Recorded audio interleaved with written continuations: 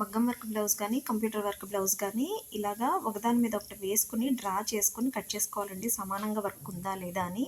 వాళ్ళు పక్క పక్కన చేస్తారు కదా వర్క్, దాన్ని మధ్యలోకి మడవకూడదండి. ఇలా ఒకదాని మీద ఒకటి వేసుకోవాలి. తర్వాత కింద వర్క్ని సమానంగా పెట్టుకుని నాటు పెట్టుకోవాలండి. పెట్టుకున్న తర్వాత లైనింగ్తో పాటుగా ఇలాగా తిరగలు తిప్పి పైకుట్టు వేసుకుని లైనింగ్ని నీట్గా అటాచ్ చేసేసుకోవాలండి.